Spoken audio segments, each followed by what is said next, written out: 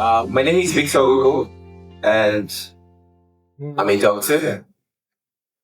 I say unfortunately most times. Some people ask me, why do you say unfortunately? Because I find that my career has been much defined by what people call me as a doctor than what I really am as someone that is trying to offer some kind of service to people away from the name and the supposed respect that doctors get. Now, the question I'm asking is why we should all be suicide interventionists. And for me, the answer is a personal answer because for me, I'm a depressed and I've been diagnosed as depressed for the past 3 years, since the past 3 years. And I've had my ups and downs. I've had more downs than ups, but I've had ups. And I've also had suicidal ideations. So in a way, I call myself a survival of suicide. So back in February 2017, my organization, Mentally Aware Nigeria Initiative, we decided to start up a hotline, a suicide hotline, that was going to be open to taking calls from people, no matter the location they are in Nigeria. We're going to take calls. We have 3 trained suicide interventionists. And right now, we have about 7 trained suicide interventionists, and we've taken at least 1,000 calls, text messages, on social media. And this talk is based on our experiences from that platform. Okay. Now, generally speaking, it's important for us to note that mental illness in Nigerians, or mental illness generally in young people, is on the increase. And depression, which is one of the most common causes or most commonly indicated diseases that associated with suicide, is also on the rise as well. And there has been so much research that has talked about how social media has been one of the risk factors for developing depression and, in a way, suicide as well, indirectly. Now, what we experience on our platform is that when people see someone give a cry of help on social media, they tag us to their handles and say, "Hi, mentally aware energy. I think you should take a look at so and so person's handle and see what he's going through." And when we look at those people's solutions, or we look at those people's problems, and we get to reach out to them, we'll find that what they need at the time is just someone to speak to. And that's what we try to get into. So what we can see from what's happening at the present time is that social media has become a kind of platform for people to share publicly their lives in real time. So essentially, we can see that in this moment in time, in the world where mental illness is being neglected and mental illness is on the rise, social media is a new suicide note. And in a way, those people that tag us to those posts on social media and they support us. Now, support us are kind of an example of support us are those people that we see on Golden Years Reach that look out for people that are ready to jump. So the supporters are those people that tag us on social media. Now, one of the things that we see when people tag us on social media is that there's already some form of intervention that is going on.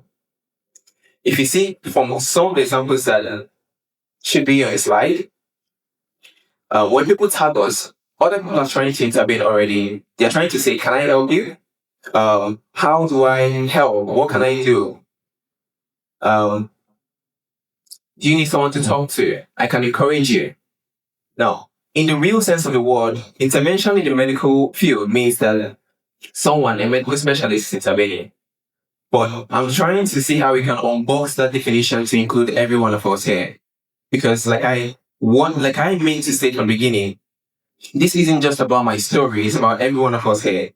Because with the state of the world right now, with the way that stressors are being developed, any one of us can develop suicidal ideations with or without triggers. By triggers, I mean you don't have to lose a job to develop suicidal ideations.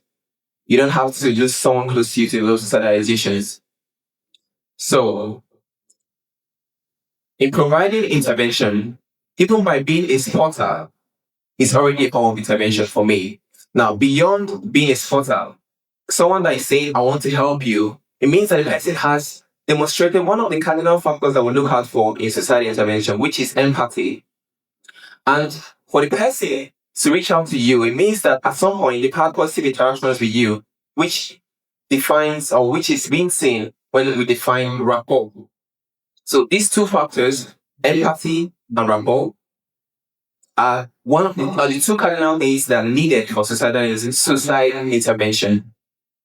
Now, since we've established that an intervention is already going on social media, that means that we can decide to take a community approach to societal intervention.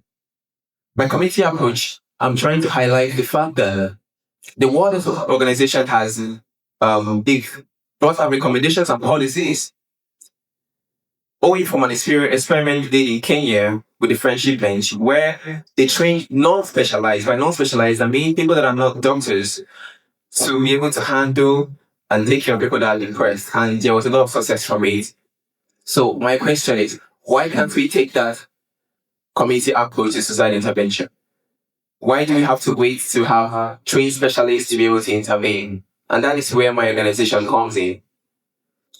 So we, for something that costs $1 million deaths per year, suicide is a society-wide problem, which requires a society-wide solution.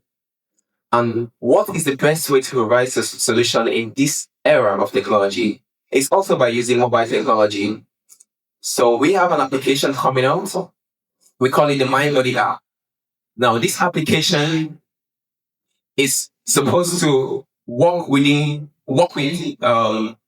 sort of Uber-like based solution. It's like an Uber for society intervention. So we're saying that if you need help, all you need to press is an emergency button, and the closest intervention is to you is the person that responds. So if you click on the red button, it sends a ping to every society interventionist in that area. Now, how do we come about this number of society interventionists? We intend to launch a training tour across the country where we train more than 100,000 people to be able to intervene in society. They don't have to be doctors. They just have to undergo some form of training. So when this training is done, we are going to have available people that will be able to intervene based on location. So if I'm in Lagos and I'm thinking I'm having suicidal thoughts and I'm in my moment of ambivalence. Ambivalence means that I could go either way. I could either take the decision to jump or you could talk to someone to help me out. If I'm in that moment of ambivalence, I can decide to just press the red button. And the closest interventionist to me is the person that picks up and takes my call. Now, we discovered also that younger people tend to want to text more than they can call in such situations. So we are including a built-in text feature where instead of calling, you can always text and chat with the person that has picked up. Another feature that has been added to this application is that we'll have a watch list database for everybody that has called in, which means that because we're conscious of the fact that people that have called in for suicidal thoughts or have tried to attempt suicide are at higher risk of attempting suicide again than people that haven't. So we'll have a database that monitors and follows through to make sure that everybody that has called in is followed through and you get to see a psychiatrist or a psychologist. One extra feature of the application is that once a call is dropped, all the psychiatrists and psychologists within that region are displayed. So it's a way of using one stone to kill two birds. We're trying to improve access to psychiatrists and psychologists. We're trying to improve access to society interventionists for you or for someone. You know how sometimes you use your Uber application to request a ride for a friend. It's the same way you can request help for a friend. So what brought about this innovation is that we were trying to build a toll-free suicide hotline, but the resources were not really there. And we discovered that we could do something better in a cheaper way and still be able to achieve what we want to achieve and so much more. So in trying to counter this or get into this solution, we decided that we're going to build an application that is going to improve our mental literacy and not just improve on mental literacy, but also serve as a society intervention hub. Now, how are we going to improve on mental literacy? If by the time we are done training 100,000 people in society intervention, by extension, it just generally improves on the discussion of mental health in Nigeria.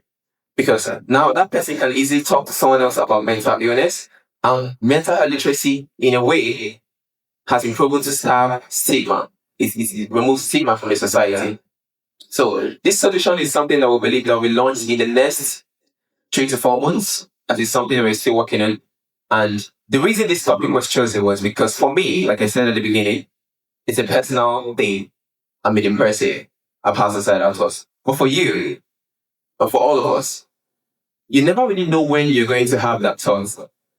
It's not written on your face. It's not written in your future. You can't read your palms and say, I'm never going to have a socialization. I'm never going to have a societal thought. I'm never going to think about it. My life is going fine and it's never going to happen to me. What about someone close to you? Are you going to be able to intervene when the time comes? So this topic is generally to ask you to have some interest in getting to know just something little about the person closest to you, your family member. Not just asking, how are you? Like, ask deeply. Sometimes it's important to ask the question directly. When someone says, I'm having suicidal thoughts, so ask the question directly, do you want to take your own life? So knowing when to ask the questions is what the training is going to provide for you. Are you going to want to be part of the training that we're going to give? And I hope I'm really give you enough reason to want to be society interventionist in the future. Thank you.